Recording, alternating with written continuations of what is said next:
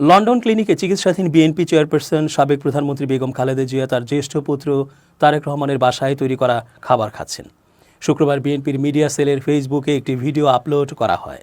এই ভিডিওর ক্যাপশনে লেখা হয়, হাসপাতালে বিএনপি চেয়ারপারসন ও সাবেক প্রধানমন্ত্রী বেগম খালেদা জিয়ার জন্য নিজ হাতে বাসা থেকে রান্না করা খাবার নিয়ে আসছেন তার জ্যেষ্ঠ পুত্র বিএনপির ভারপ্রাপ্ত চেয়ারম্যান তারেক রহমান এবং পুত্রবধূ ডাক্তার জুবাইদা রহমান। এদিকে বিএনপি চেয়ারপারসনের উপদেষ্টা ডক্টর ইনামুল হক চৌধুরী জানান, বেগম খালেদা জিয়ার চিকিৎসা ভালোভাবেই চলছে। চিকিৎসকের অনুমতি নিয়ে হাসপাতালে রাতে থাকছেন জিয়া পরিবারের সদস্যরা। নাতনি ব্যারিস্টার জাইমা রহমান ছিলেন বুধবার রাতে। গতকাল রাতে ছিলেন পুত্রবধূ জুবাইদা রহমান।